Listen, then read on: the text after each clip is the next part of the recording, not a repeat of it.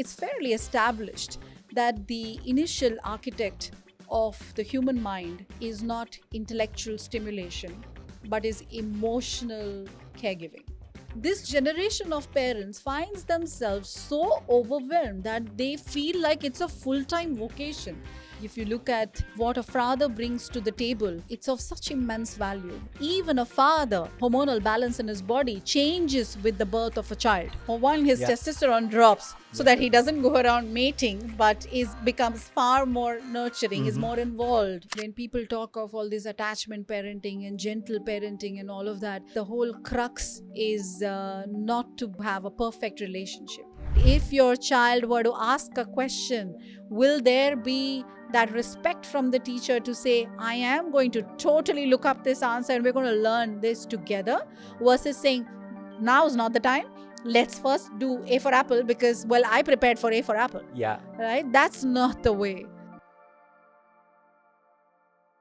Hello, everyone. Thank you so much for tuning in to the Sitara podcast. Today, we have with us Pallavi Pujari Mohindra. Pallavi, we've had a lot of conversations before this, and each and every one of them have been so much insightful, and we've had so much to take away from it.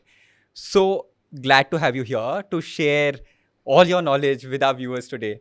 Pallavi, before we get started, would love to understand what is that you do, and your journey to getting here, and how did you really start working in the early education space?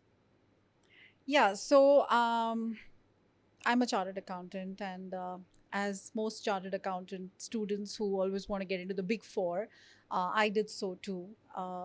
Worked up the rank, and I think the itch started somewhere around middle management, because by till then you are still the freshly minted CA and you're very starry-eyed and you want to kind of make it to partner and all of that.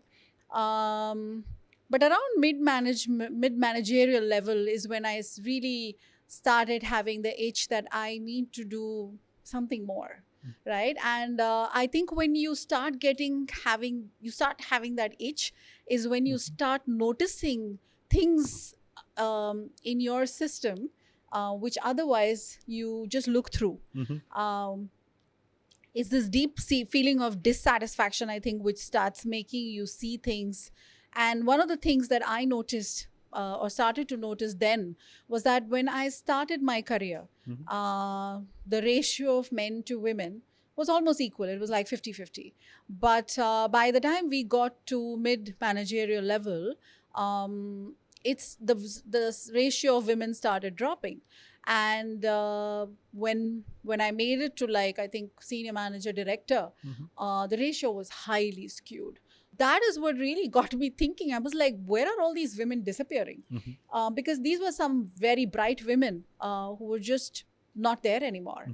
So that was one thing, and which got me thinking. But the other thing was also that I was married by then, and 2016 I had my own children, and I think that's when the whole magnanimity of where the women were disappearing just hit me, almost like a slap on my face, because that's when I realized where were they disappearing. Because that when you kind of realize that the task of raising children pretty much rests on you, along with all your dreams and aspirations that you've had as a girl, it really gets tough, the mental load, right?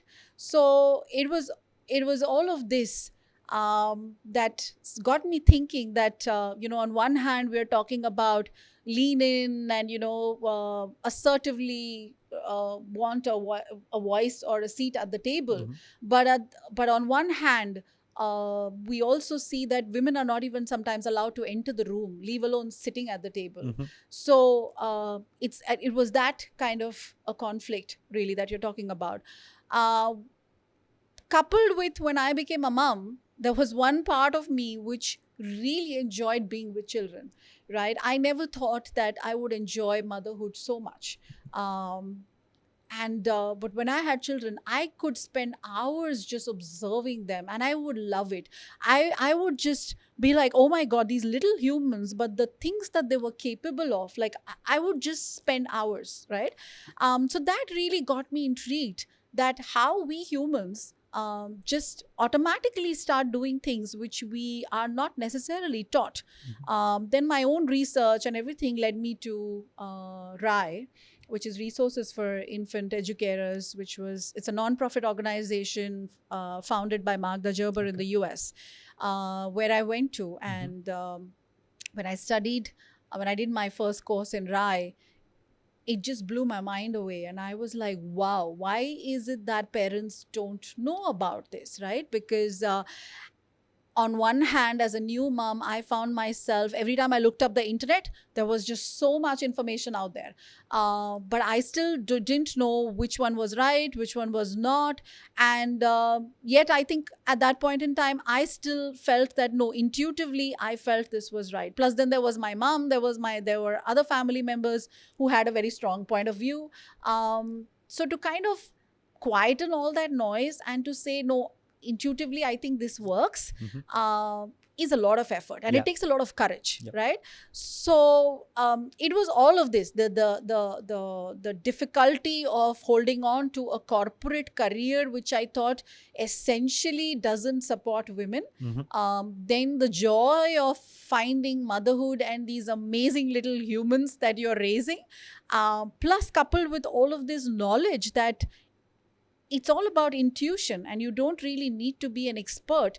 And yet, it's your little mindfulness, your act of thinking before you react when you raise children.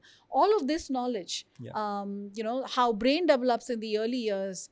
When I kind of put all that together, I think that's what ultimately resulted in me founding The Nurturant. And I thought I had great plans. I had all those business plans and everything. And we thought we were going to do something. We're going to take this all out to parents and stuff like that. But fortunately or unfortunately, the year we founded The Nurturant is also the year when lockdown happened, right? And the lockdown obviously turned all our plans on its head. And I found myself at home with very young children who were barely, I think, 4 then. And for the first time ever, we had online schooling, and that too for children this young, which just, again, intuitively did not make sense to me, even though I wasn't really an educator in that sense, right? And that's what led us to ultimately found Tinkerlab, which it has been a journey for me. It brought me to where I am today because it gives me the opportunity to actually work with children every single day.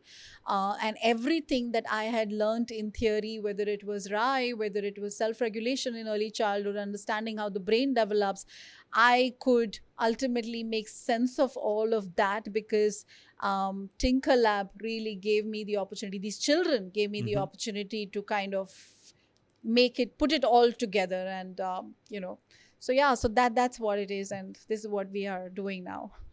That's an amazing story, Pallavi, and I'm sure we can have a whole podcast about how systems, companies, everyone needs to do a lot more to involve women. Yes. I don't think we can cover it in an hour or a couple of hours also. Absolutely. But for our viewers' sake, what is Tinkerlab? What do you do there?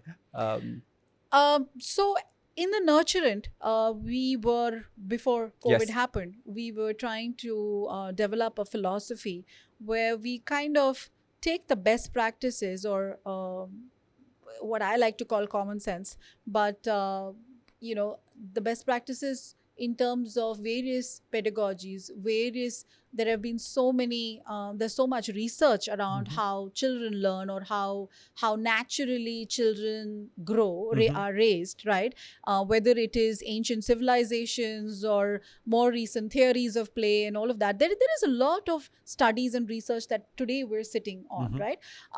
Coupled with the fact that we know a lot more about how the brain develops now than what we knew, say, a couple of, like maybe a century ago.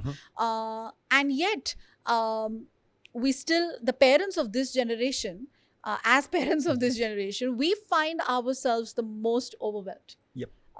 Right? I mean, if you speak to grandparents, if you speak to our parents, they're all like, yes, it was difficult. But they all agree that this current generation has made it like almost like a full-time vocation of engineering what their children do. Yeah. Right? Literally micromanaging what their children do Mhm. through the day. Mhm. So, we thought that let's develop something that kind of puts all this in place and equips parents with the knowledge of how the brain develops in the early years, and therefore what makes sense and what doesn't make sense, right? To simplify that, because parents don't have the time to go through all of those academic research papers and all of that. True. So we thought, let's just make it simple, break Mhm. it down, break down the science for them, and Yeah. say that, hey, this is what the science says. Now you figure out, therefore, what do you want to What do to do. with this, right?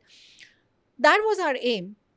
But then we were also met with a lot of skepticism to say that, oh, this works just on paper. This looks very nice on Mhm. paper. All of Yeah. this mindfulness and whatever you want to call it, respectful parenting and gentle parenting Yeah. and all of that. All this looks very nice on paper, but in real life, it doesn't work. Yeah.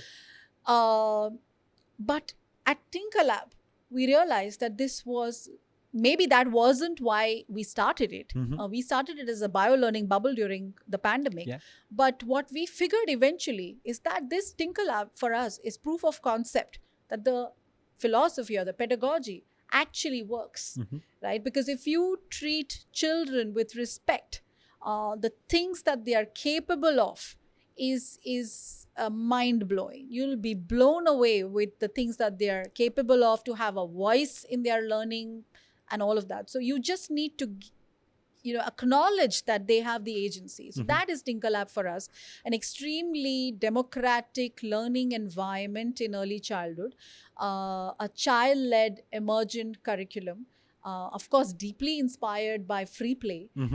So this is what we do at Tinker Lab. We just have a whole lot of fun playing and learning along the way. Yeah. Yeah. I mean, that sounds amazing, and I've visited your center. You've taken us around Tinker Lab, and it looks beautiful. Thank you. And something that we wish more kids had access to, more this thing, and hopefully that will be coming very soon. That will happen. I hope so too. Yeah. There are a lot of points, Pallavi, that you spoke about. You spoke about parents being too overwhelmed, especially today, despite of all the research that is there. You spoke about child-led play and all of it, which we want to double down on as we go along. But to start off with, what is early years? Why is that important? And what, from a parent's perspective, what should they know about this? Right. Before we get into the importance of the early years, I think I want us to just really sit with this thought, or rather this fact, that what truly makes us human, right? What makes us human is not just the fact that we have the opposable thumb and therefore we can manipulate and build things. It's not just that. What makes us human is also the fact that we as a species have the ability to indulge in reflective thinking, right? And when I say reflective thinking, is to actually ideate and to say, okay, if these are the set of things that happen, this probably is an idea for me to navigate this in this way, or to say, oh, this is a nonsensical idea and let me do it in this way, right? That reflective thinking is what makes us human. Now coming to the importance of early childhood, therefore, if this is what truly makes us human and the so-called dominant species on the planet, we all know that children, when they are born with a particular brain size. There is only that much brain that a woman can push out when a baby is born. So therefore, it's well known that most of the brain development happens outside the womb, right? However, there were many studies, and there's a lot of papers, a lot of research on this, that the intellectual stimulation Therefore, what you expose the child to Mhm. in the early years, 0 to 3, 0 to 5, 0 to 6, is what really makes them thinking. It's what really makes them to be intelligent. The IQ is really high, and therefore a whole industry has actually is now booming on the fact that let's like there are blank slates, and Yep. therefore let's like have flashcards, and there are apps which say that this is how you get them thinking, and this is what you should do, and Yeah. all of that, right? However, there is a line of thinking which again has a lot of research, Mhm. which now it's fairly established that the initial architect of the human mind Mhm. is not intellectual stimulation, but is emotional caregiving. Ah. What that means Mhm. is that how you've been cared for, Mhm. the response from your immediate caregiver, primary Yeah. caregiver, when Mhm. you were a little baby, is what determines the IQ, the cognitive thinking, the critical thinking that you see later in life. Their readiness to learn, their readiness to grasp things. Everything really Wow. starts from this emotional input, Okay. right? Wow.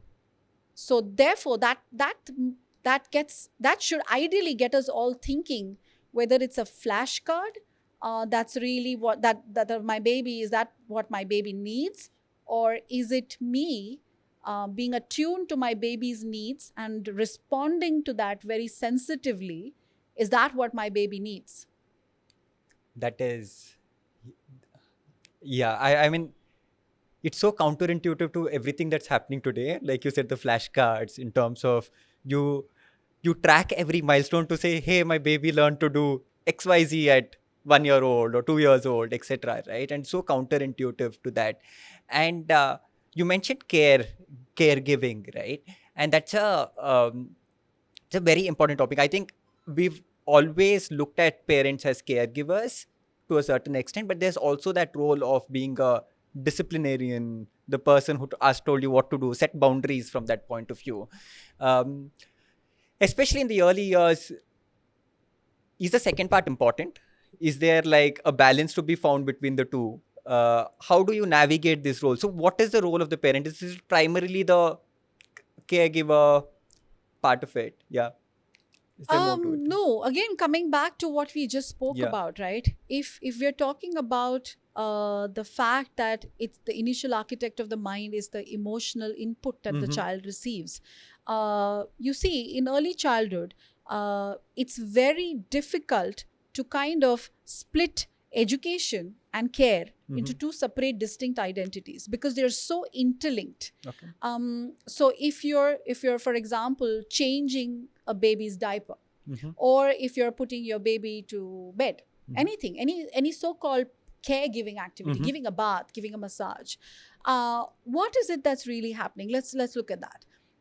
The parent or the primary caregiver, because in nuclear families it may not necessarily be Yeah. just the parent, it could be a nanny, it could be a grandparent. So Yeah. I will let's call that a primary caregiver. What is the primary caregiver really doing here? The primary caregiver is of course changing a diaper, Mhm. but the primary caregiver is also talking to the child. How the primary caregiver talks to the child, the eye contact that's happening, the gentle touch versus the rushed hands, the full attention towards that baby and the act versus being on the phone and being distracted or talking to someone else. What impact does that really have on the child, on the child's brain, right? If language, how is language developed in the early years? It is by just looking at the caregiver's face. It is by lip reading. It is understanding the movements. It's looking into the caregiver's eyes to know whether this person truly cares for me. Do I really matter? Whether I'm safe in this person's care, right? All of this is an early experience that the baby's brain is mapping. And again, it's I really don't want to get too technical here, but there is enough evidence to now prove that for every so-called input into Mhm. the baby's brains, Mhm. we're like this circuit of neurons, our brains, right? So for every input, it's not a linear output.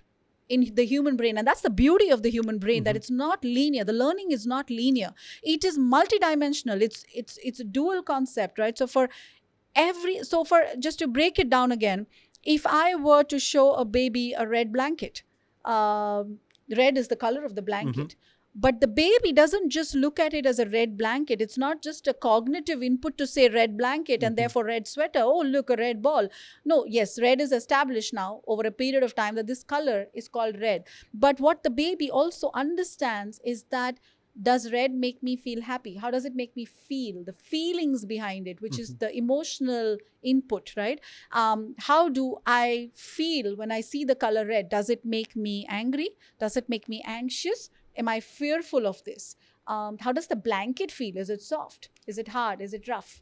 So you see, all of this Yeah. boils down to that emotional caregiving aspect, because it's not just about saying capital cities of the world, la la la, but it's also these subtle things which we don't really think matter, but it's actually these are the things which really matter. Because once they feel safe in your care, once they feel that this person, Yeah. my caregiver, truly cares about me, they feel safe enough to go and explore the world around them. And nothing stops them then from learning, which is why your emotional what you call your the how safe the baby feels in your nurturing is how smart the baby is also going to turn out to be, right? Because that develops his critical thinking, that makes him feel restful enough and non-stressed enough to say, I'm now ready to explore the world. Let me be curious. Let me be curious about the world. Why is this? Why is that? All the curiosity questions. But if they are still struggling with that basic need of being cared for, they're not even ready to explore the world, and leave alone the learning that happens, Yeah. right? No, I completely. I think while we hear you, it makes complete sense, and it's almost like I think every interaction with you, Pallavi, is almost like, hey, why didn't I think of this before? Right? It seems so intuitive, but we don't. I think it's part of that. I don't know, subconscious bias, because this is basically how we've parented or what we see around us today, and that that brings me to another question in terms of, especially when it comes to while we started working on Sitara, Ocean and I, we went and spoke to a lot of parents, and there are a couple of things that really stood out for us, right, which is surprising. They were, everyone that we spoke to had at least a couple of things, if not more, where they said, hey, this is what my parents did, I don't want to do this, right? We don't want to parent like our parents parented, right? Or how we were parented. That was one. And a big part of it was also in how involved fathers were, right? I think in a lot of cases, fathers had a primary role, right, of care, of providers, Providing, right, of providers, and caregiving, etc., was the mother's role left from to the that point mother of view. largely. Very split from that point of view. So, two parts to this question. The first part is significantly what we were talking about earlier in terms of how do you take a step back, reevaluate in terms of how to parent from that point of view, because I think subconsciously we go back to what we experienced or what we see from that point of view. So that's one part of it. And within that, in terms of fathers, right, how do fathers get involved a lot more? Right. No, you're right. Like I said, a mom can only push out that much brain, right? So when you're born with basic level programming. If I were to use the technology as a metaphor, you're born with basic level programming. How you're cared for, how your caregiver treats you, speaks to you, behaves with you, is what makes the programming get better and better and better, right? So a part of our blueprint, therefore, of what we were born with is not parenting, because that's a learnt or a taught skill. And who teaches us that?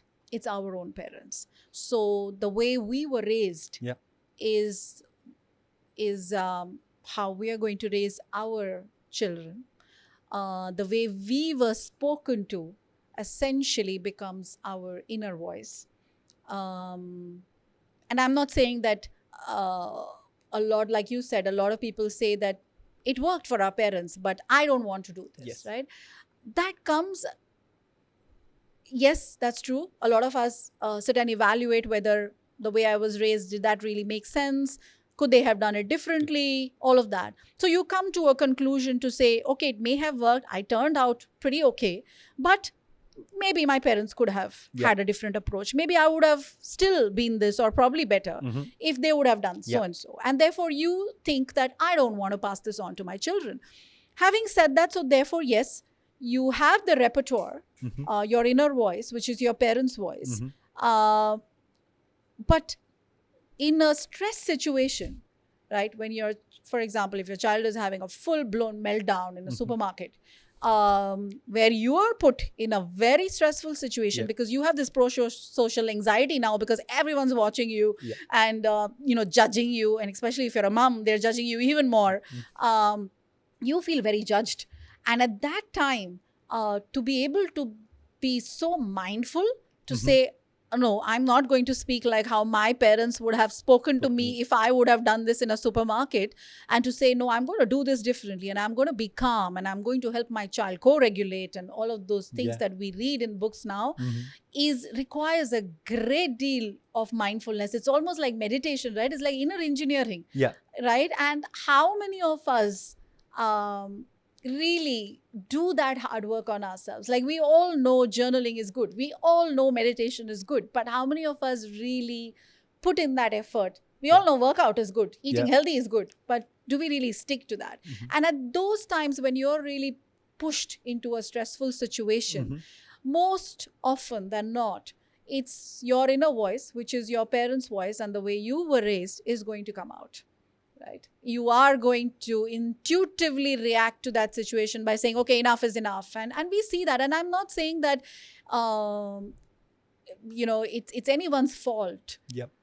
It is not, because it's a taught skill, like I said, and that is what we all fall back upon. Mhm. But to say that, okay, maybe this, my child really doesn't mean to push my buttons, or this is not about an ego battle of who's going to win this, me as the parent, because I said so.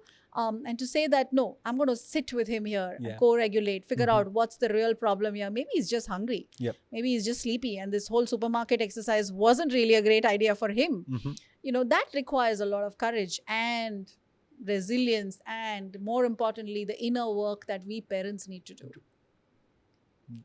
I think I think I keep, whenever someone tells me about how's the parenting experience, I keep telling them it's therapeutic, because it's so much looking inwards once you start doing it. Yeah. Because then you're going and talking about, okay, cool, what was good at my childhood, what's right, what's wrong, how do I change it, what do I want to pass on Yeah. from that point of view.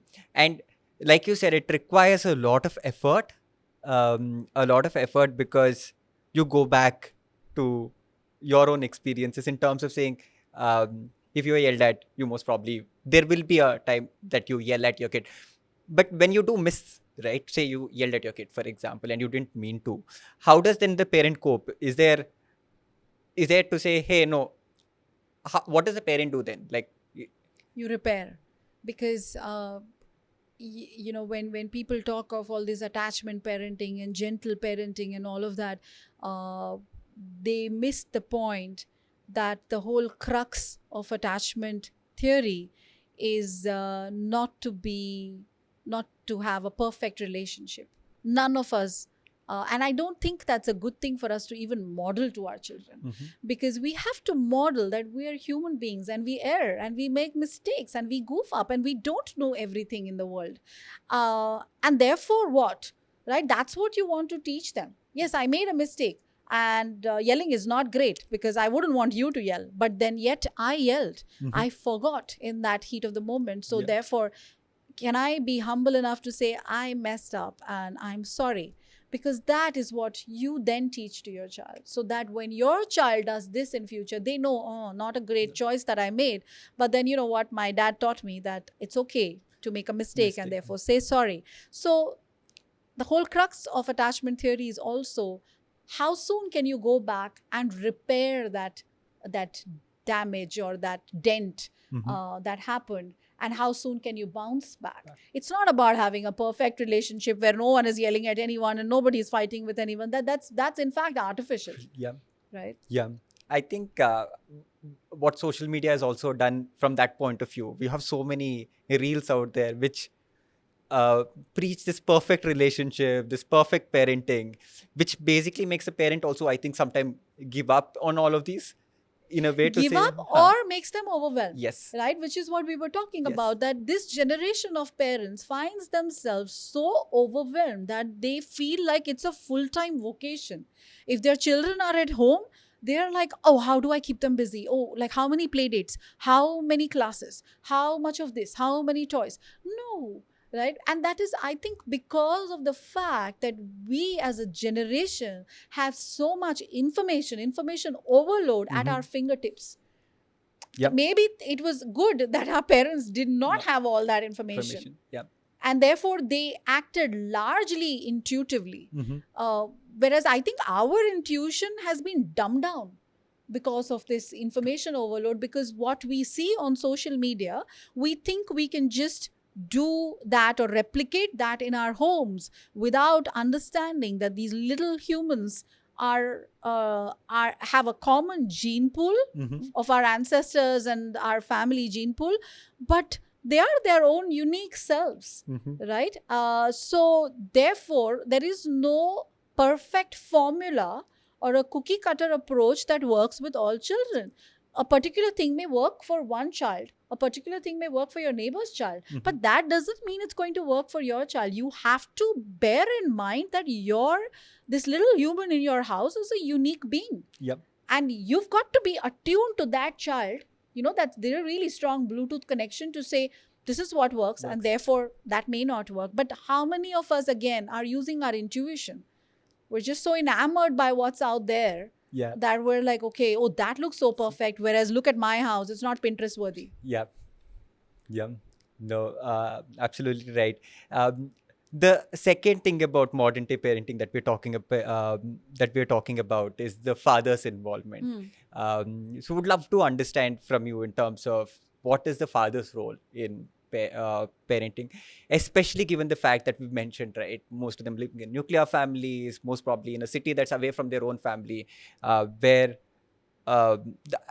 and I feel that makes the father's role all the more important today than what it was before. But otherwise, generally, from a kid's perspective, and what is the role the father needs to play? So the father's role, it's, yes, it is extremely important from a nuclear family standpoint, largely so that the mother feels supported. Because like we were talking about, that where are all these women disappearing, right? They're disappearing because of the mental load that they carry. You may have support staff, you may have people to still do your work, and you may not be doing all of the physical labor that probably 2 generations before you were doing. Yeah. You have a lot more electrical gadgets to help you. Yes. Yet the mental load is hers. Yep. The to-do is hers. Yeah. Right? So therefore, yes, the father being an equal contributor in terms of sharing that mental load with her is extremely important.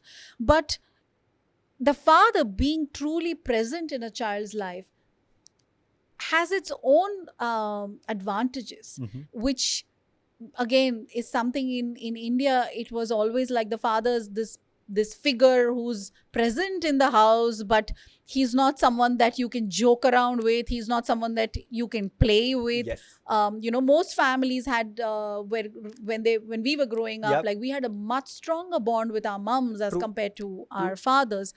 And that's because he was always this revered figure Exactly. in the household, right? If you wanted to ask for permission, Yeah, you then asked your you- mother to ask your dad. Right. So that's usually that. I think that's how it was in most of the houses. Exactly. But having said that, I mean, if you again look at the research, if you look at the evidence of what a father brings to the table, it's of such immense value, because yes, mums are naturally wired to be far more nurturing, but what a father brings to table is a completely different perspective. But that's all.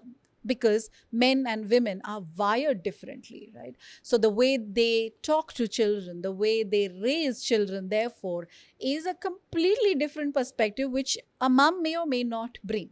Yep.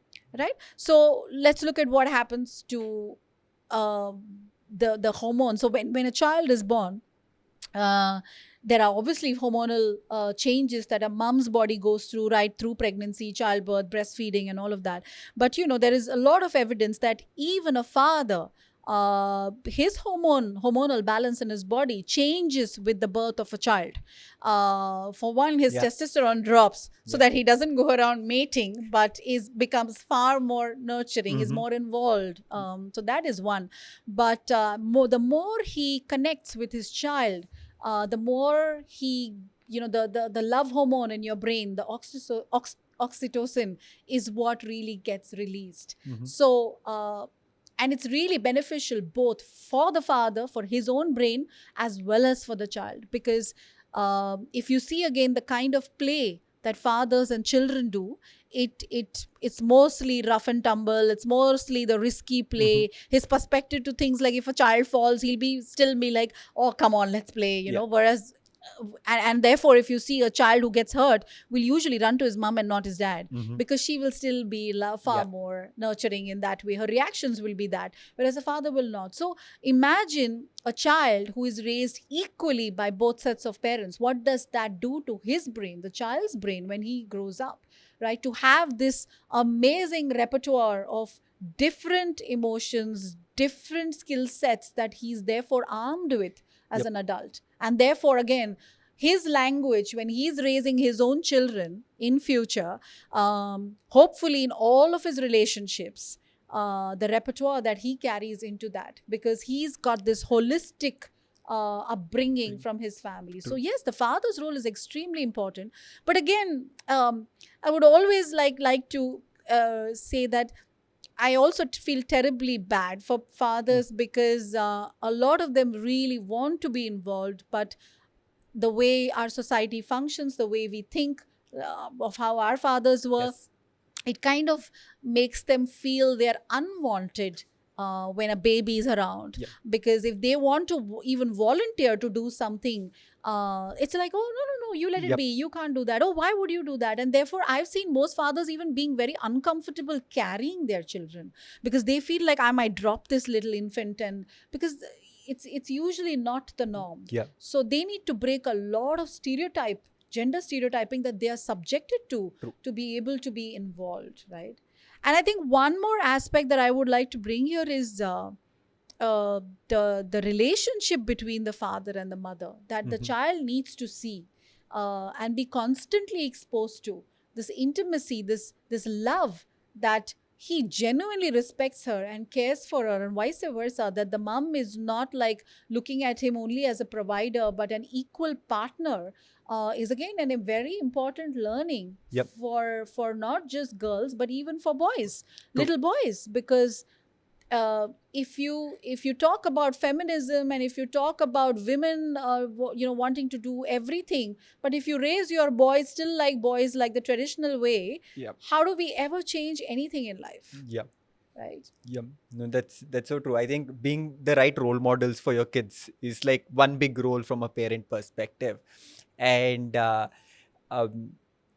the point that you brought about in terms of societal expectations from fathers, for example, not really being there, right? And that's a topic that is so close to my heart. I took a 4 month paternity break, and I got a lot of surprised looks in terms of saying, "Hey, career's going really well. How are you taking a 4 month break?" While my wife Ocean was taking that 6 month maternity break, which was given to her, etc. Right?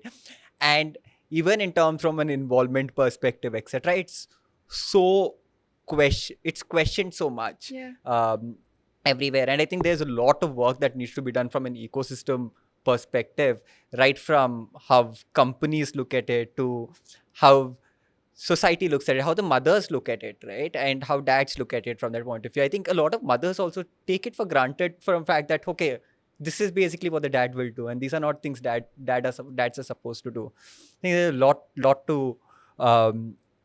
to think about, lot to work on from that point of view. you mentioned the support system generally, right? I think there's a child, there's a father and the mother, which are the core from that point of view. But there's a support system around that, and that support system today, what we've always said, you need a village to raise a baby. Yes. I think that support system is now significantly lesser given the nuclear families, people living away from their whole hometown from that point of view, etc. What is the kind of impact that has in its kid on the baby and the baby's development, and how do parents then compensate or cope with it, or is there anything that parents can do to make this a little easier for the child? Babe, the way we are raising our children, Mhm. it is quite unnatural actually, because if you see most ancient civilizations, including India, there was actually a village, Yeah. literally a village, which is raising your Yeah. child, where every member of the village had a role to play, Yeah. which our children unfortunately don't have. Yep.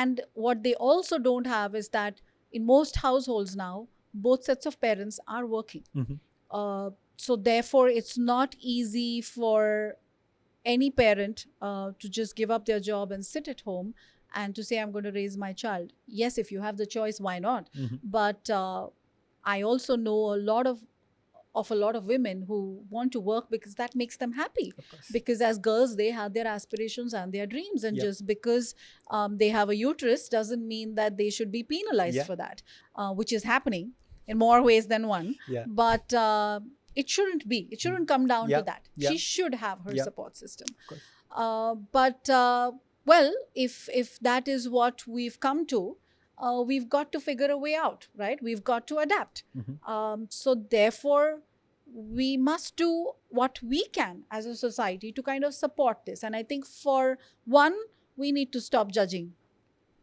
Mhm. And again, it's because we were raised a certain way. It's this generational cycle. It's a very vicious cycle to really break out of, Mhm. because everyone thinks they did a far better job at something than what the current generation is doing. But till the time we don't stop this vicious judgment, especially of our mothers, we're never going to truly be able to support her.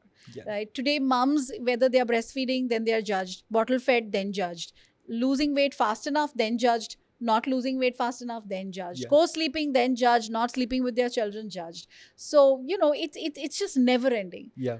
So I think a huge part of that support system, even if it's not literally being there to take care of your child, would just be to stop this judgment, questioning everything that she does, Yeah. scrutinizing everything that she does, and this hate that comes her way. Yeah. And I don't mean just online, I mean even within your families.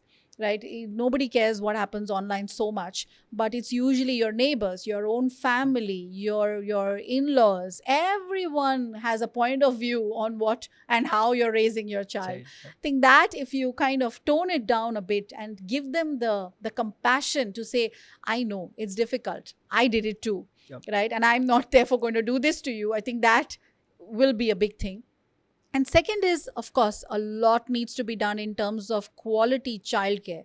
If we are saying that 50% of our population cannot be just sitting at home and not contributing Mhm. to the national income, then please do something about it, right? And a woman, and when I say do something about it, does not mean that the woman or the parents, both sets of parents, have to deal with substandard quality of childcare.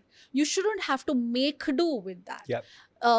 You shouldn't have to make do with the fact that you have to hire a nanny who really isn't equipped to look after your child, and the child essentially has to wait for parents to come back from work, and then the brain starts developing. No, the brain is developing through the day. So therefore, how your nanny or how the childcare system is taking care of your child Mhm. will continue, Yeah. right? So if you are saying that women must go back to work in 6 months, Mhm. and that fathers shouldn't go back that the father's paternal leave shouldn't be 4 days and should be 4 months or Mhm. even 6 months, Yeah. then support it. Yep. How does one support it? So I think a larger, a systematic change is required, and it's not just going to change overnight. True. I'm certain, but I also think that yes, since there is a lot of talk now going Yes. on, things will hopefully improve. Yeah. And I think the quality of childcare that we have needs significant improvement. Yeah.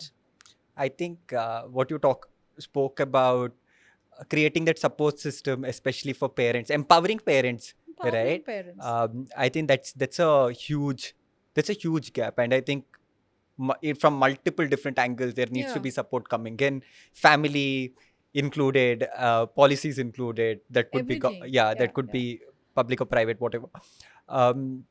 This thing within this, with both parents working from that point of view, and especially 5 days a week, you're gone for like 9-10 hours of the day. What can parents here do to make it simpler for kids from that point of view? I know for a fact that there are people who would like say, take the baby inside, I'll run away, I'll run out of the house, right? Because I have to go to office because the baby will start crying otherwise and making a scene. How do you deal with that? I think that's a big change from baby's perspective, especially when the mother now, because mother is spending the first 6 months going back to office. Yeah. When we and I see this in Tinker Lab every day. For babies, this whole concept of you going away and that my father's in office or my mother is in office, they learn how to say that because that's what they're being told, that I need to work, I'm going to office with my laptop. But that's a very abstract concept. They have no idea what you're talking about. So just talking to them about what that really means. If you give logic to children, if you logically explain something to them which we think they don't get, because again, that whole notion that we think that they don't really understand. But trust me, they do. If you have a solid reasoning and you break it down in a child age appropriate manner and you tell them that, the likelihood of them cooperating with you, even though they may protest, the crying may still be there, but the likelihood of they understanding and cooperating with you in the long run is much higher versus you disappearing. Because when you disappear, you're eroding the trust that this man can pick up his bag and disappear any minute, and I really don't understand time. He says, I'll be back in 3 hours or 4 hours. God alone knows what that means. Or he may not come back at all. Right? How does the baby know? How does the baby know? True. Right? So break it down. I always tell parents, do not disappear on them. Tell them that you're leaving. Say bye. I will be back to pick you up. They will be crying. They will not get it. But over a period of time, they know. They will understand that you'll be back. If possible, break it down even further. Why do you need to go to work? Especially moms. Tell them why you need to go to work. It's not just about money. What does money do? Money helps me get you toys, get you the books. It feeds us. This house that we have to pay for it. You know, in an age-appropriate manner. For a 3-year-old, you may explain it differently. To a 5-year-old, a lot more nuance. To an 8-year-old, a lot more, right? But tell them that this is what. And most importantly, it makes me happy. Because this is what I do. I am your mother, but at the same time, this is what makes me happy. If you were to break this down, that's what you are really, again, that voice, the repertoire, the emotional vocabulary that you are raising them with, that is what this is all about, right? Versus, again, that what is your emotional input there in the day? I'm running away, I'm going to disappear, and then I suddenly appear. And for some days, if I'm traveling, I don't appear at all. They don't get it. And that's where the bond then starts getting weakened. The trust starts getting eroded. From what I understand, a large part of it is you also trusting and also respecting your kid from that point of view to say, hey, I won't just disappear. I will give you that explanation. Would that? Absolutely. I think it, you've used the right word. Respect is what it is. Because we all love our children. Our parents also loved Yes, us, of course. right? You can never say that a parent doesn't love his Yeah. child. That's a very rare thing. So usually what parents do or don't do, they always have a reasoning which is in their head is for the benefit of the child. It's Yeah. because I love you, that's why I did this or I didn't do this. Yeah. But what about respect? Mhm. How many of us can say that, no, I really respect Yeah. your point of view? Because I want this, Yeah. but you don't want it. But I still have my way because you know what? Like I'm the parent and I'm obviously bigger in size. I'm the older one, so I will do what I have to Yeah. do. Where is the respect? Yeah. So I think if we bring that respect element Back. into our households, Yeah. and especially with the way we deal with our children, not just in households, I mean education of course, like in the classroom as well, which is also Yeah. again what really prompted us to start Tinkerlab, and the way we do things at Tinkerlab is because I felt that all of this respectful communication is happening at home in parents, especially who are really mindful towards the choices that they make. Yeah. But when they choose to send their children out into the education system, that respect is largely lost. There is no democracy. There is no voice. Yeah. There is no voice in what you want to learn, how you want to learn, whether I want to learn it today or not. Nothing. Yeah. It's a one-way street, Yeah. literally a one-way street, and that's not how Yeah. what you want to do to them. No, that's so true. I think partly it's also because in our own upbringing, I think at 25, 30 also you hear a lot of "tum to bacche" from our parents. You hear "tum bacche ho, tum to samjhoge nahi," Yeah. right? You hear so much of that, and that what we're talking about, breaking that chain, our own bias. I think that is such an important factor. Now, agreed that there's some amount of dissonance, right, in terms of how our parents parented to how we want to parent. But our parents are a big part of our kids' childhood. Like grandparents play a prominent role. Like when I think about my childhood, I remember my grandparents being a part of it, right? What is the grandparents' role in the child's development today? How would you put that? Oh, that's huge. It's huge because what we forget, and I see that a lot nowadays with families, parents who want to follow a certain way of raising their child. I don't want to get into the nomenclature of what they use, but they think therefore that because our parents don't get it, because they're extremely critical Yeah. of the choices we make in raising our children, let's completely either cut them off or let us minimize the interaction. However, what you don't understand is that again it takes a village to raise a child, and a huge part of that village is the grandparents. Because your grandparents, and if you reflect back to your own childhood, and I reflect back to my own childhood, I see that the grandparents are the ones who kind of root us to who we are, right? They are the repositories of our family traditions, of our past. They hold all those wonderful stories which we've only heard from our grandparents. True.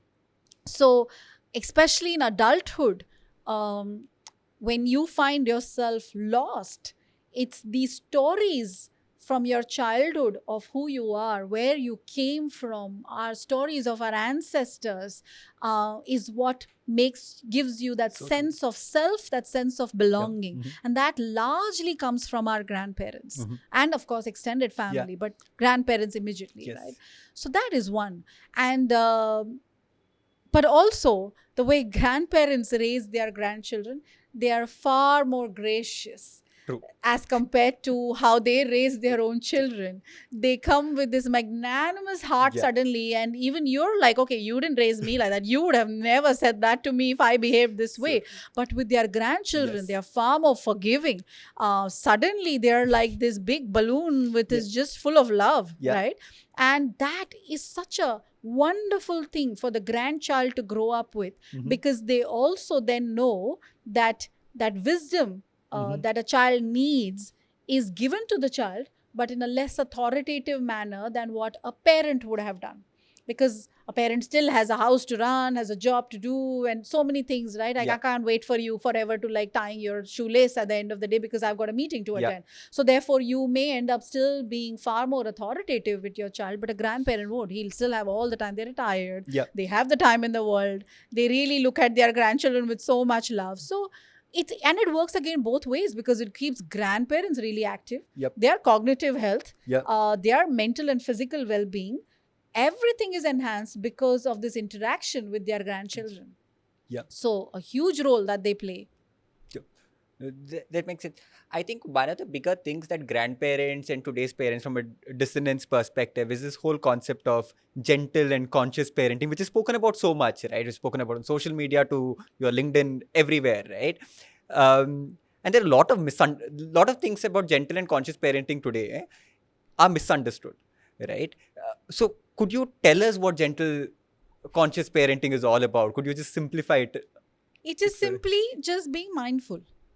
Like we spoke about, that Mhm. there is a generational cycle that's going on in families, right? Of Yeah. how children were spoken to, how children were treated, whether there was respect or no respect, whether children could even say back, Yeah. speak up and say that, no, I don't agree. And Yeah. I have this point of view. Yeah. Or in classrooms again, the same thing. Whether if you're saying that, no, I think my children deserve a voice and I'm going to give them that voice. It is just about that. Or the choices that you make as a parent, that if your parents said, well, because I said so, that's why you've got to do it. Mhm. Versus you saying, no, let me hear them Yeah. out, right? So how do you really break this generational cycle to say that a certain set of things were done to me, or I was raised in a certain way, which worked for me? Some worked, some didn't work, some make me who I am today. Some also are the reason for my trauma, which most people misunderstand again. But yeah, this is all trauma, right? Of how our relationship with food, our relationship with knowing all the things that we should do when we are stressed, but then doing the exact opposite. The way we adapt Yeah. really to stressful situations, they're all that. So if we kind of say that, no, I'm not going to do this and I'm going to do it differently, Mhm. you attach, there are these nomenclatures of conscious parenting, gentle parenting, attachment parenting, that because I slept in another room, I will not do that, I will co-sleep, and I will carry my children a Yeah. lot more, and all of that. So yes, but yeah, you're right, there are a lot of misconceptions or misunderstandings too. And I think that's largely, again, because we just want to copy and imitate without really pondering over it, or sitting with that thought and saying, does that mean it needs a lot more work inside of me Mhm. than me just mouthing the right words rather? Yeah. Right? I see, just to give you an example, I see when a child is having a meltdown again, Mhm. a stressful situation for the parent, because they saw that Instagram reel, Yeah. that I must say, oh sweetie, I know you're really this, you're not allowed to kick, so I'm not going to let you kick, and we're going to deal with this. And the child is, of course, crying away and kicking away, and all of that is happening, right? But you also see that despite them mouthing all the right things, they're clenching within. Their body language is extremely stiff, because actually, if they were in a situation where no one was around to judge them, they would have lashed out. They would have yelled. They would have just yanked the child probably and taken them inside. Yep. But here they are now trying to do that whole gentle parenting Yes. thing. And maybe even if you don't feel that judged, Yeah. but yet you may do it without realizing what's happening to you internally, Yeah. because your memory is something else. So your body is saying react differently, whereas your mind is like, no, this is the information I got on gentle parenting, so therefore I have to react in this way. Yeah. So now there is no tandem really between your body and your mind, and they're both in conflict. And you know what? The child picks up what you're showing in your body language, because they're such experts at picking up these non-verbal cues from you, which is why also we think that, oh, the baby knows that the mother has arrived even before she's seen it, because they're really good at it, right? The limbic connection, the limbic resonance that's there between a parent and a child is amazing, because at that stage, they're really attuned to you in that sense. Yeah. No, I think makes sense, Pallavi. Parents today are trying. I think Yes. like I think everyone's trying to what they think is the right thing to do, or right, and many of them are trying to do right by their children, understand the science and the research and everything that's out there, and then translate it. You spoke about judgment, right? To not judge parents very quickly, and I think one of the judgment that really matters is of the grandparents, right? Our parents from that point of view, because simply put, they are the only role models from a parent's perspective. It's like, whose parenting style do I know the best is my parents, right? So grandparents role, and even beyond that, you said grandparents role super important. Parents need to keep them involved. So what is that from an advice point of view that you'd want to give to grandparents? If you could talk to grandparents, what would you tell them? I would simply tell them the magnanimity that you show your grandchildren, show that magnanimity to your own children, at least now. Yeah. Right? So, especially if that daughter has wed into your family, if she's your daughter-in-law, show her that magnanimity. Because when you're constantly criticizing, when you're constantly judging every choice that she makes, you are also passing on a very strong message to your grandchild, because your grandchild sees it. Yeah. And that's not a happy situation for the child. Because one is, of course, the child becomes super smart because they become extremely good at people management, but they know what works with who then in the household. But then it's not a very, to realize that my mom or my parents don't really have the support of my grandparents who are otherwise. So it's very confusing for the child. Because on one hand, you love them so much, your grandparents, for who they are and the stories that they tell you and the way they play with you. But on the other hand, when they see that they're constantly bickering and fighting and judging and shaming their parents, that's not a very happy situation to be in. So yes, you may not agree. Of course, in hindsight, we're all very wise. And that's the wisdom that the grandparents sit with, hindsight. Because I'm sure if they also were really to cross their heart, they can count a lot of mistakes, so-called mistakes, or things that didn't go really right in that sense when they were raising you. But that's the best that they could have done. And therefore, to understand that this is the best that my children are really trying, they are also trying. Therefore, okay, if I have this wisdom, let me have a calmer conversation where I'm not shaming them and pointing fingers. Instead of saying that, oh, you really don't know, I did this and these are the sacrifices that I did, which is the common parlance. Instead of that, if you could just say, you know what, I know you're really trying hard. I know you're really trying to get her to eat healthy. But maybe if you could try it this way, instead of being outright authoritative, maybe if you do this, maybe if you make it more fun, give her that that kindness, that generosity to say that I see you. It's tough, I know, but we can do this together. I think that is what I would like to tell grandparents, that stop being so judgmental about all the choices that parents are making. Yeah. No, that's I think that's super helpful, Pallavi. Going back to the topic of gentle parenting and conscious parenting, I think there's a lot of one of the big misunderstanding generally is to say, hey, the baby becomes the boss of you, or you pamper your baby way too much. You spoil them from that point of view, right? What is your take on that? Is that and everything that you said about gentle or conscious parenting did not touch on these points at all in terms of this thing, but that's a common misconception. So that is because that's not how it is meant to be understood. First of all, gentle parenting or respectful parenting or whatever you want to call it, it is not about your child being the boss or anyone being the boss. I would say it is, like I said, it is just about being mindful about how you speak to your children, how involved you really want them to be. It's about respect. Yeah. Whether respect is a two-way street. So Yep. therefore, are you really willing to walk the talk when it comes to respect? It just boils down to that.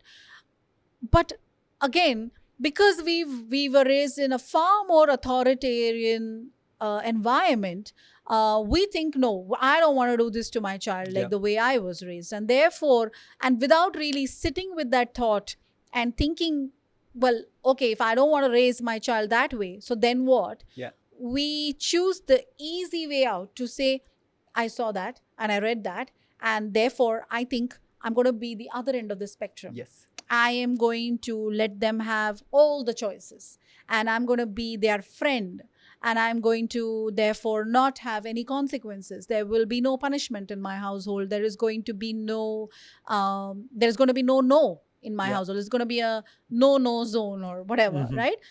Whereas that's not how children need to be raised. I'm not saying you should punish them. Mhm. We're not even going there. But I'm saying that children need discipline. They need boundaries. They need to know what is okay and what is not okay. Yep. And who's going to teach them that? You, as a parent. It's your responsibility. You brought this child into the world. Ultimately, you're going to be gone. Yep. And then you're going to unleash this human out into the world. Yeah. What do you really want to leave the world with? A child who has no sense, an adult who has no sense of boundaries, Mhm. an adult who has this perpetual sense of entitlement. Mhm. Is that what you want to leave behind? No, right? And so therefore, who's going to teach them that? You. So to say that, oh, gentle parenting is all about being a friend and, giving my child all the choices in the world, opening up the wardrobe and saying, what do you want to wear today? And what do you want to eat today for breakfast, sweetie? That's not gentle parenting. Mhm. That is not. It's a gross misconception. Mhm. So, yeah. And that's also why all the memes and all the people are poking fun at it, right? True. You mentioned in terms of what do you want to eat today or what do you want to wear today, etc. There's a thought saying, hey, giving your kid choices are great, right? And there's that other extreme of saying, what do you want to do today, right? Where is that? Is that right? First of all, is that right in terms of saying, no, give your kid choices, right? In terms of what do they want to do, what do they want to eat, etc. To Just thing- giving them yeah, infinite choices. exactly. Right. Yeah. So again, coming back to how the brain develops Yeah. in the early years, there's only that much, Mhm. right? The whole executive part of the brain develops way through your early years, teenage years. In fact, statistically, I mean, on an average up to the age of 25, your prefrontal cortex is developing till then. So if your executive part of the brain, which is in charge of all the decision making, the empathy, the deduction and the analysis is still developing all the way till 25, which Yeah. is just an average age, then opening up the wardrobe and saying, what do you want to wear today? You're not helping your child. That's not showing respect. That is basically overwhelming them with an information overload. Yep. Because as their parent, they also want you to be a capable captain of the ship, Mhm. right? Where you kind of lay the ground rules and say, okay, you know what? This is the rules. Yep. But within this, yes, I'm all up for what you want to do. So what do you think we should do, right? Yeah. Make the rules with them. So the night before, so usually I hear this from parents that getting up and getting dressed in the morning is a hassle because it's like a perpetual battle of what we are going to wear today, because now as toddlers we have a very strong point of view on what we want to wear, whether we're going to go to brush our teeth, whether we're going to have a bath and all of that. But if we speak to them the night before, if we give them the logic of Mhm. why getting up and getting ready, because you know what, I can't be late for work because I have consequences there. Yep. I'm answerable to someone there, explaining that to them, and therefore putting out the clothes the night before to say, you know what, look, I have already gotten my clothes ready, what I'm going to wear tomorrow morning. So would you like to do that same for the school? Yes or no? There is an answer there. What would you like to wear? A blue shirt, a red shirt, or a pink frock, an orange frock? Which one would you like to wear? Give them choices so that what are you trying to do here? It's not just respect, you're also fostering independence in the child. Mhm. To say that, yes, this is the way things happen. There is a certain routine that I need to follow, and that is that I need to get up, brush my teeth, go. You give child heads up. Yeah. You give them that autonomy, that little bit of voice Yeah. in making that decision. They also love to take ownership. Yep. They love it. And you see how cooperative that whole process becomes. It's not a battle then. True. But to then, like I said, if their brain is only capable of that much decision making, why as a parent would you want to give up all of that and say, well, you decide. I've opened up the cupboard for you. There is a frock up for it. Like you can wear a frock, you can wear pants, you can wear shorts, you can wear this. Yeah. Why would you want to do that to your child? Yeah. No, that makes it. I think we asked a bunch of parents in terms of what were the reservations from a gentle parenting, conscious parenting perspective. And apart from the things that we already spoke about, another thing that they said is you don't prepare them for the real world. The real world's too harsh, right? There's stress. Not everyone's going to be nice to you. Not everyone's going to be fair to you. So you don't prepare them for the real world. And if you're not doing that, what are you doing as parents? That's something that we hear a lot of. And especially with like young children, right? So what is your take on that? Yes, you're right. There are bullies out there. So therefore what? We start bullying our children at home to prepare them for the real world. Life is not fair. So therefore we make it unfair for them at home so that we toughen them up. Someone might come and punch them tomorrow in the playground. So therefore what? You start punching them at home? I mean, that's absurd. Yeah. Right? What is in your hands is to again guide them through this. They're all going to have heartbreaks. There will always be a best friend who's not a best friend anymore. There's always going to be a bully in the classroom. There will always be a teacher who picks on you. All of that is going to happen. But what you're teaching them, or what you can possibly teach them, is to how to navigate this, right? Yep. And that is again respect. To respectfully say what probably a few generations earlier would have just done is that they wouldn't have even had the trust to go and talk to you about bullying. Yeah. Right? Yep. Because the father obviously was mostly absent, but the mom also, either she wouldn't have the time or you didn't feel comfortable enough to go talk to her. So you wouldn't even know how to navigate that. But you, if you're so conscious about it, please help them navigate this. Yeah. Help them understand that if this happens, then what? Right? If things don't go your way, how can you possibly cope with this? So if I were to give you an example here, my own daughter, she's used to obviously the so-called gentle parenting, right? I like to just call it respect.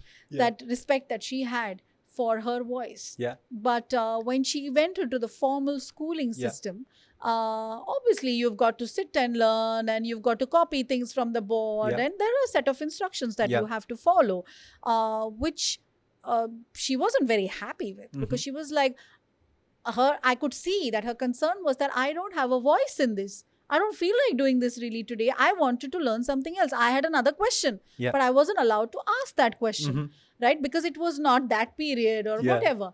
But again, because it's learning is not just linear, right? True. It's across the domains.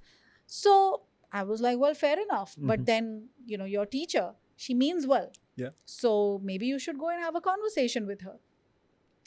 And then we ultimately figured that we'll just, the lesson that day, and I'm glad that she carries it to date with her. She's just 8, but she still carries it with her, is that if something is not going your way, there are 2 choices that you can make in life.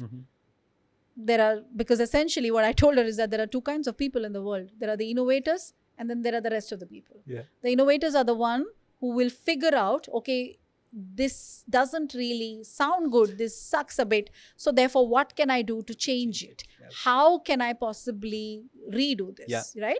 And then there are the rest of the world who just resign to their fate and are like, well, this is what it is, so I will do this. And I asked her, I said, which one would you like to be? And she said, obviously innovators. And I said, well, then find a solution to it. Yep. Let's go and talk. And she actually made a solution out of it. We went, spoke, all of that happened. Wow. And that is something that she too did, That's then incredible. therefore carries, Yeah. because that is what we navigated. So True. teach them how to do the navigation. It doesn't mean that because you're going to be punched on the playground, therefore you're like, I'm going to punch you, start punching you at home. Yeah. Right. So I find that as a very Yes. lame argument when Yeah. people say that. Is again just True. your laziness. You don't want to do the work on yourself. That's why you're just passing off this. Yeah. I think also the fact that your daughter could come back to you and have this discussion with you very openly speaks volume of all the work that was done in building that relationship till then. And absolutely, and Yeah. that is what I'm saying, that ultimately that is what you're going to leave your children with. Mhm. Right? When you say that parents find themselves so overwhelmed because they've gone into this engineer mode where they're constantly trying to micromanage their children's life to say, if I do this, they will turn out this way. If I don't do this, this is going to happen, right? This doomsday scenario of, oh, they might miss out on this. Yeah. This may not happen. No amount of your engineering is going to really give you a foolproof answer or a foolproof your children are not going to turn out that way, because at the end of the day, all of us are a sum of all the life experiences that we've had, or a sum of our environment that we've been raised with.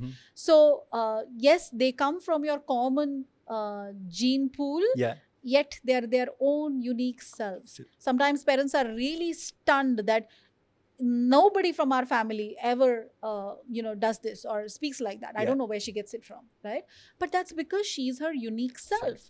And likewise, they are from you. If I were to quote that lovely poem by that the prophet, that they are from you but they're not you. So, instead of being this engineer who's just like, okay, let me do this and let me do that and let me try this. No, just be that guiding light in their life. Be that shepherd to say that this is how we navigate life. When things don't go our way, this is what we do. That's, I think that was a great point there. And what you told about how much you disagree with it makes complete sense, right?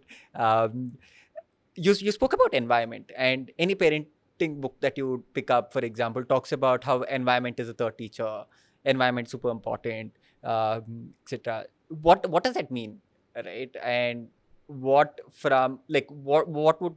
do parents need to know about it, and what can they do to enable like an environment for a kid to grow well in? Yes, you're right. Environment is the third teacher, because the way let's take the household environment, right from the vibe in your household, whether it's a loving household, whether there is constant friction, arguments, that has a huge impact on their emotional well-being. So yes, that's what that teaches them a lot, right? But also in terms of if you're one of those parents who are extremely mindful that, okay, we're not going to fight in front of our children, and there are certain things that we're not going to talk about. I know a lot of parents don't talk about money matters in front of their children because they don't want to expose them to that.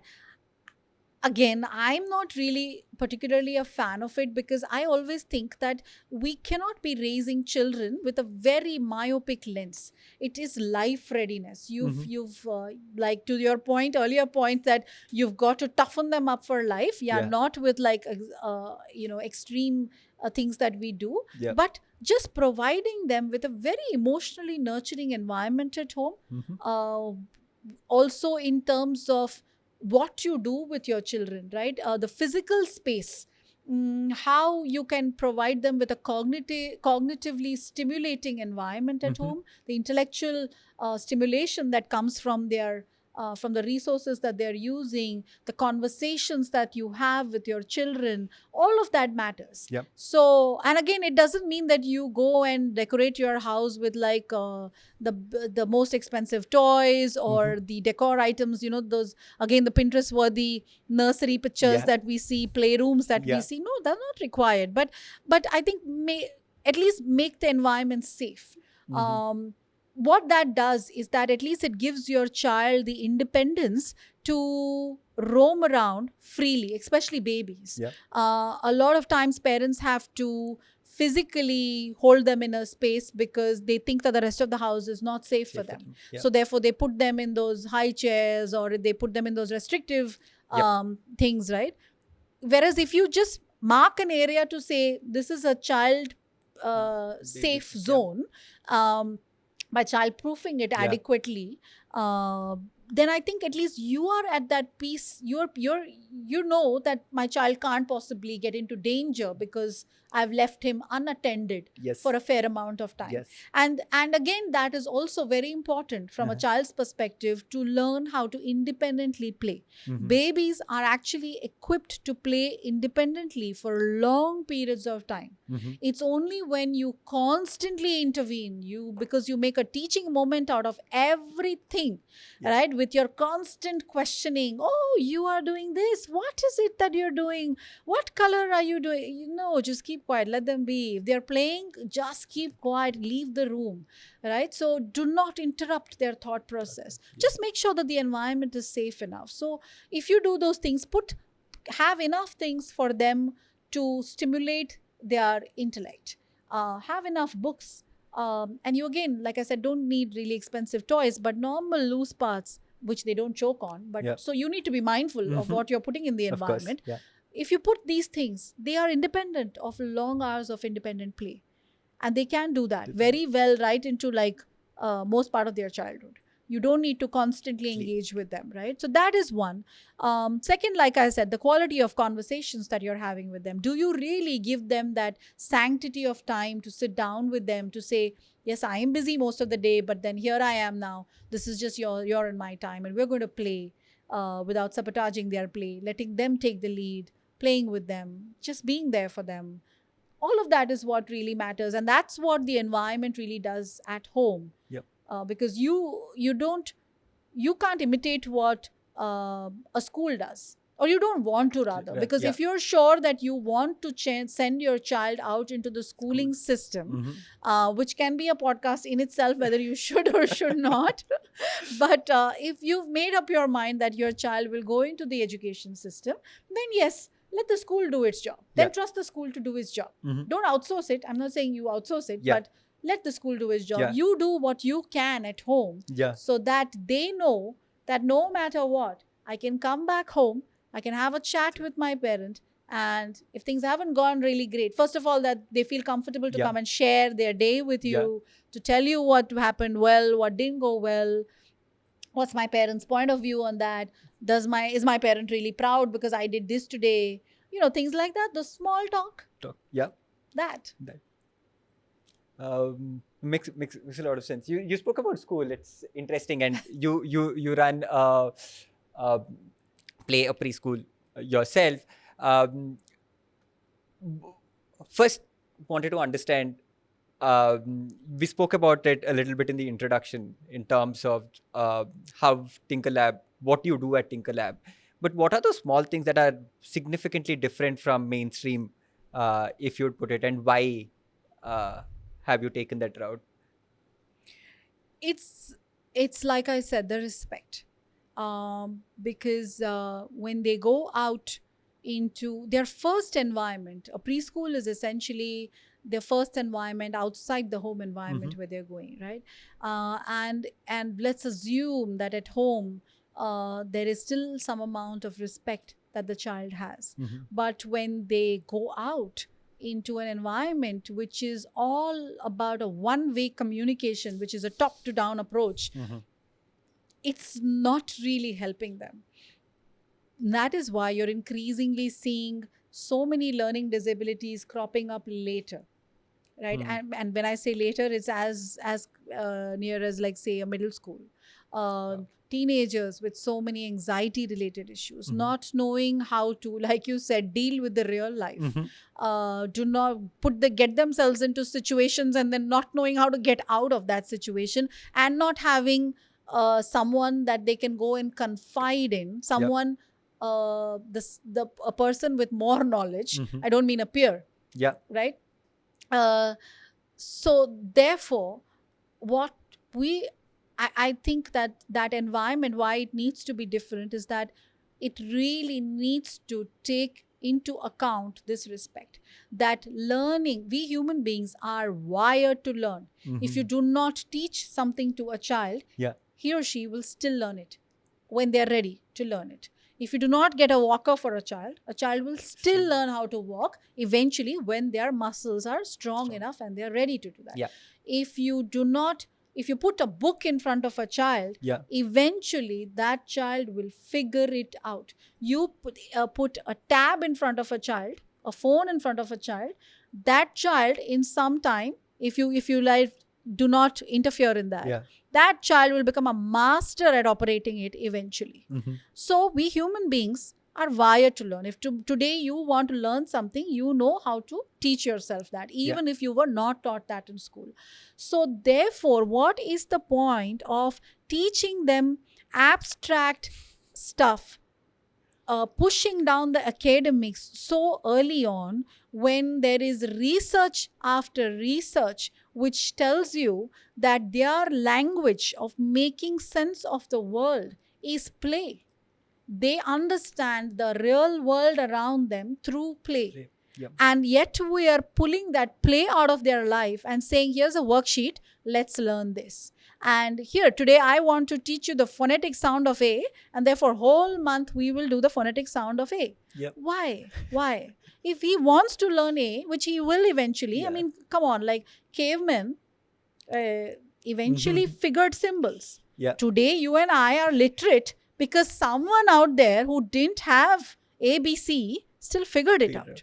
Right? So are we, then again, it's the same thing, that we think they do not have the agency to have a voice, to have a say in what they want to learn and how they want to learn it. So what we're trying to do is that let them have a say. I have to be an enabler and not a teacher. If I go with that teacher mindset to say, then it comes down to that of how we were educated, right? That the portion is this much, I have to complete so much by October, and I have to complete so much by March, and then you have to sit for this exam. I don't really care whether you are interested in learning this, whether you want to learn it in this depth. I'm not really interested. I do not care whether you are right-brained or left-brained, and whether this makes any sense to you. Yeah. Because I have to teach you this way only. I have not given you an alternative. So that is what we're trying to do here.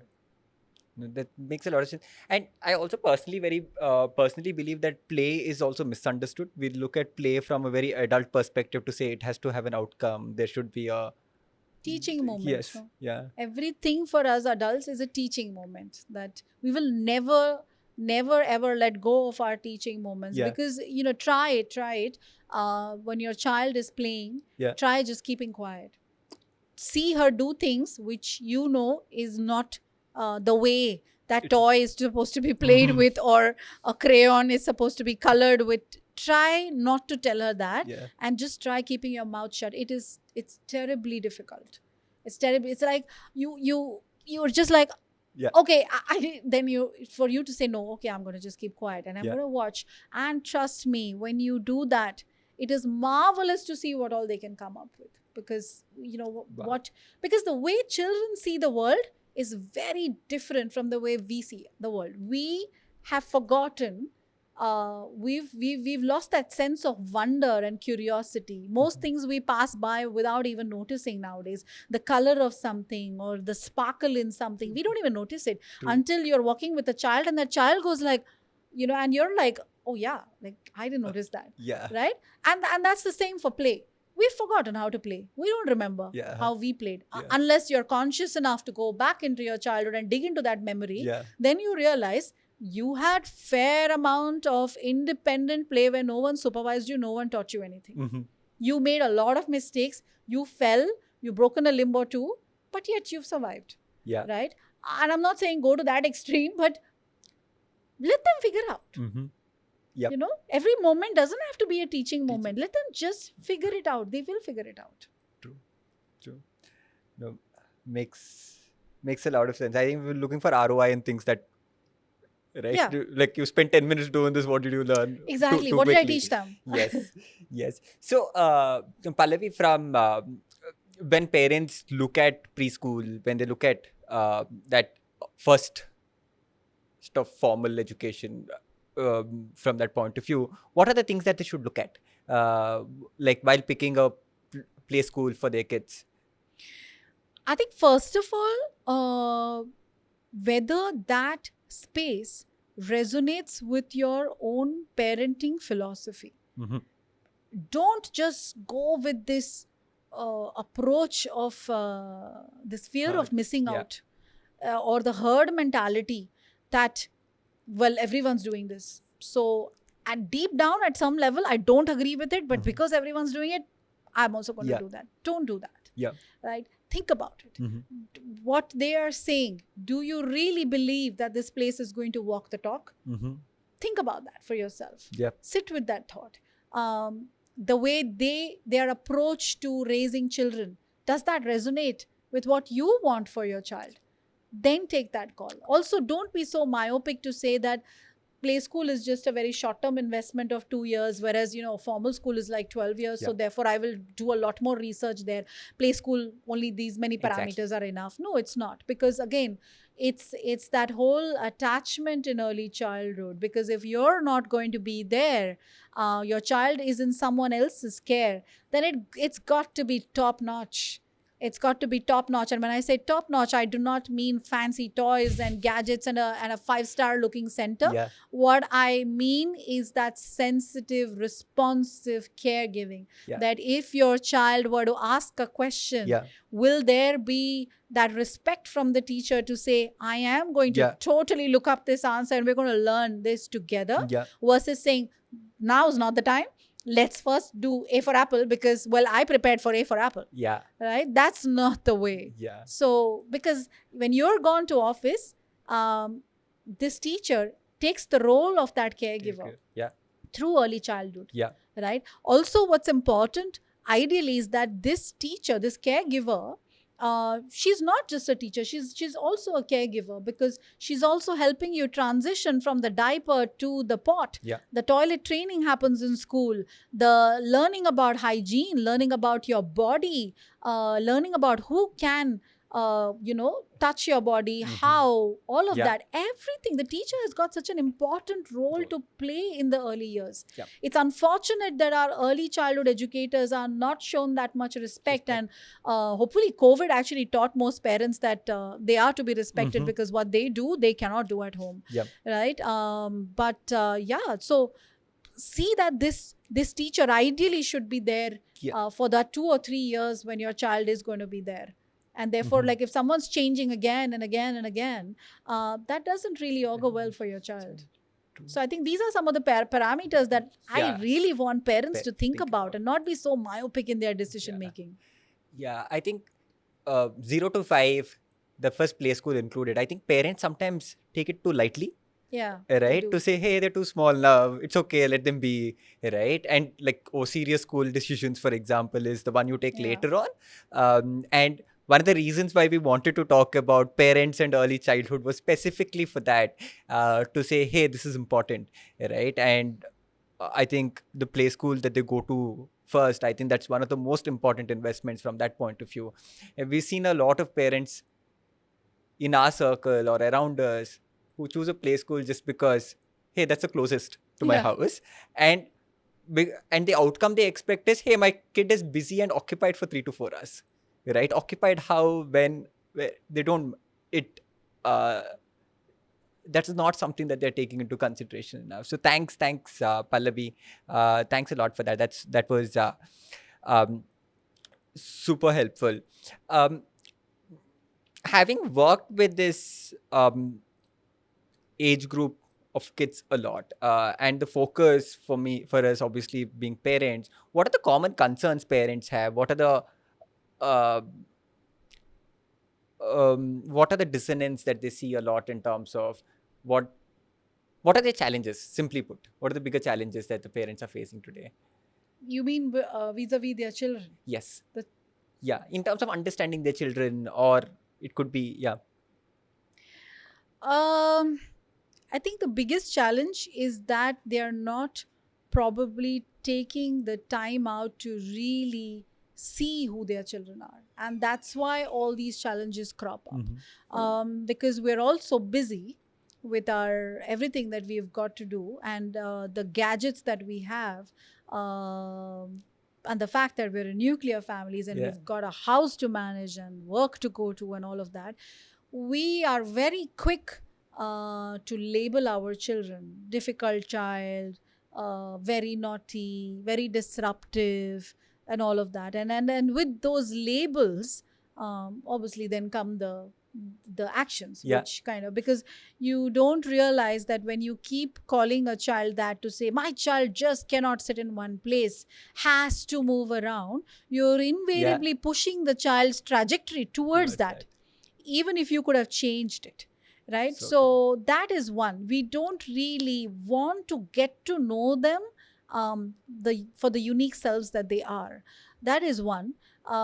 Second is, we just think that because I'm sending them to so and so school, or they are with so and so nanny or whatever, I have completely outsourced that. So a lot of times I feel that parents choose to outsource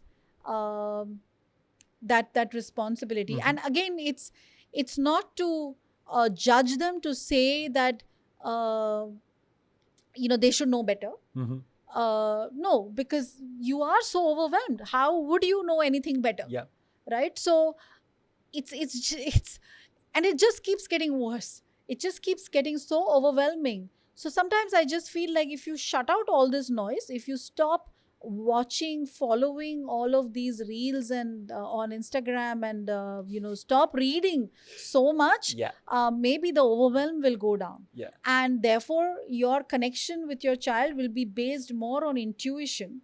Of course, get the good advice, I'm not saying that, but have a system in place to know what really works and what doesn't work. And I feel that comes largely with you spending that time with your child and knowing what is working and what's not working, versus just trying to pick up a formula from outside and trying to apply it over here. Yeah. So those are the challenges. But yeah, the common challenges, I mean, if you were to really like list it down to that level, it would be obviously around aggression. It would be a lot about screen time, right? Like, I don't know how to cut out the screen time because the screen has been introduced. It's about food. Yeah. Parents are really paranoid nowadays about food. That are they eating healthy? Are they eating enough? Yeah. Organic this and ragi atta and all of that. Again, a lot of information overload. Yes. That is the reason why. Yeah. So food, sleeping, that's become such a hot debate, whether they should sleep in their parents' room or they should sleep in a separate room. Because in most Western civilizations, it is common for the child to sleep not in the parents' room. However, in most older civilizations, including India, it's very common for children to sleep in their parents' room at least till they're 10, 11 years old, right? They move out of the rooms much later. And again, I really, as much as the science supports co-sleeping, I don't want to again judge, because yes, co-sleeping is good for the parents, good for the children, because there's a lot of science that says that your brain, your heart, everything is much more connected when you co-sleep. The child sleeps better, the mother sleeps better, and all of that. However, if the mother or the father have to get up in the morning and go to work and haven't slept through the night, how does that even work for you then?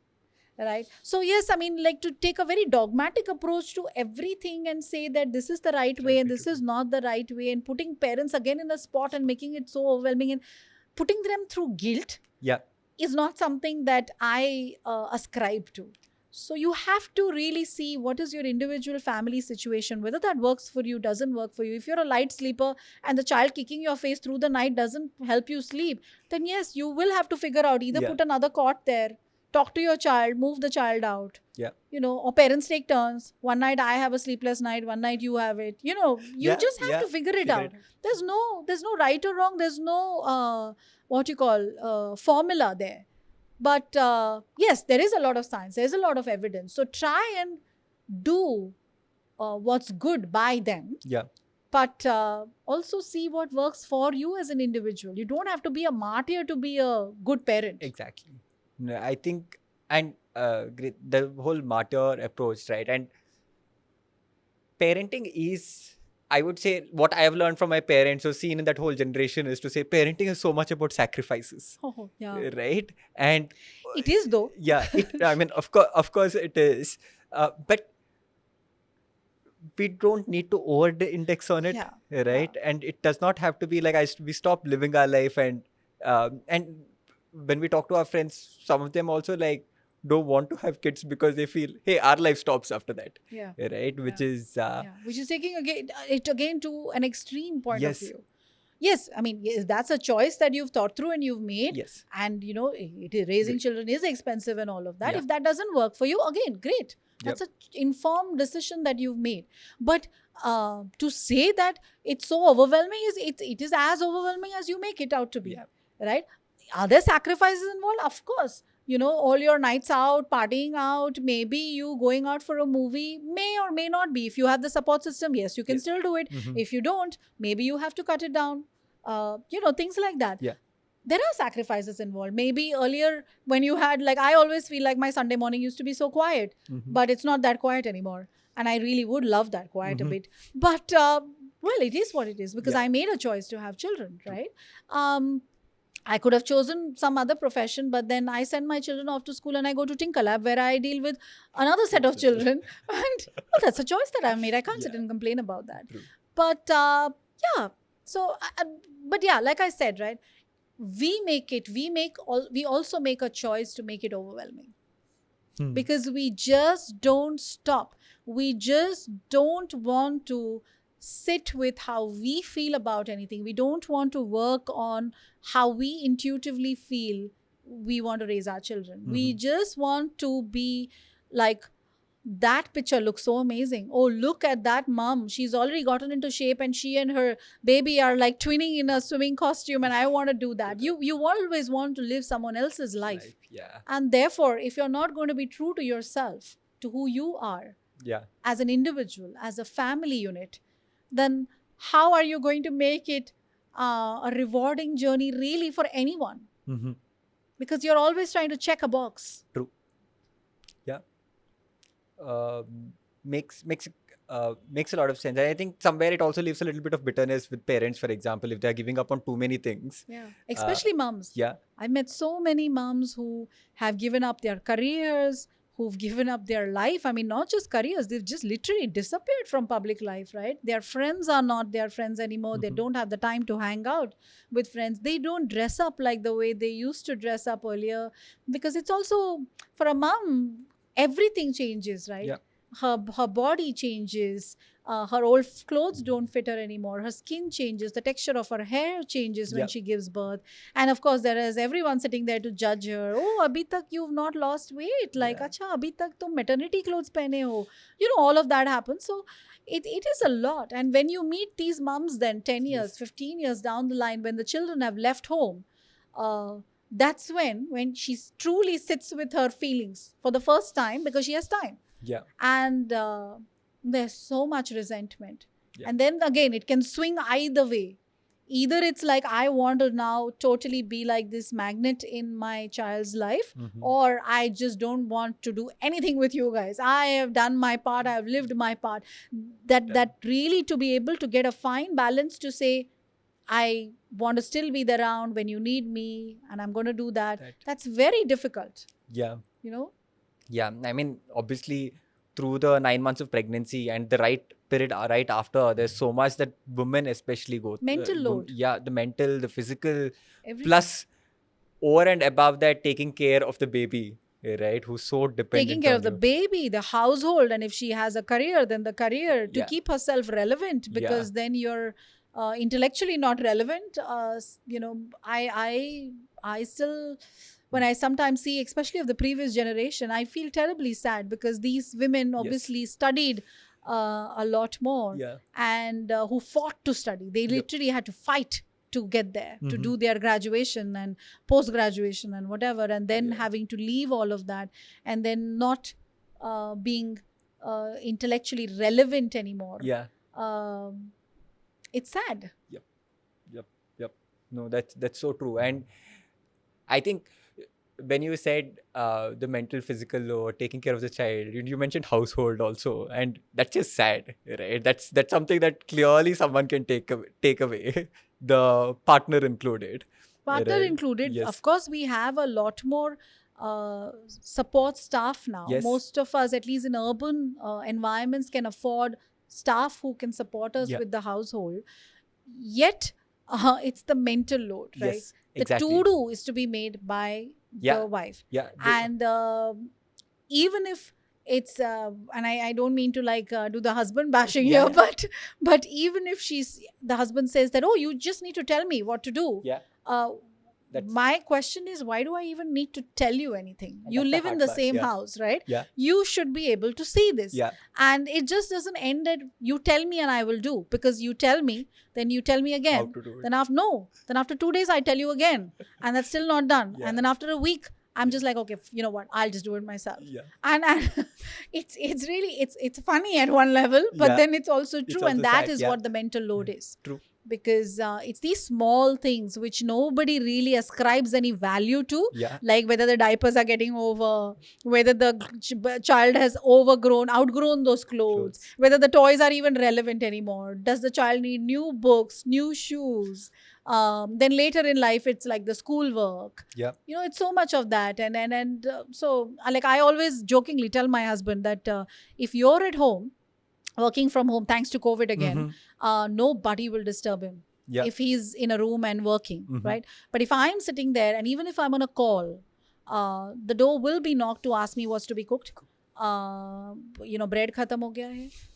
Ye order karna hai. And I'm just like, hello. Yeah. Yeah. I remember when we were pregnant, we just moved to Gurgaon. I think our daughter was about 5 to 6 months old. It took me some time to realize that to even understand that, hey, why does Ocean manage groceries, right?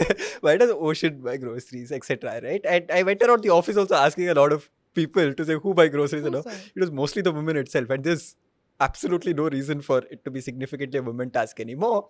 And also, when I started participating a little more actively, realized how much like managing didis, for example, right? Is your cook coming in today? Yeah. What time is she coming in, etc., becomes such a big task itself, and that's work that you can take off significantly easily from that point.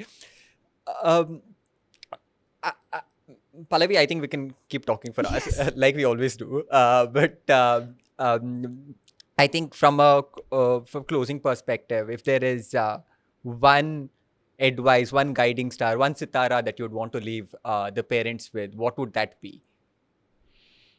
That would be to have a sacred time with your child. Like, I understand everyone's busy, everyone's working, we've all got our lives to lead, and which is very different from the lives that our grandparents or parents lived.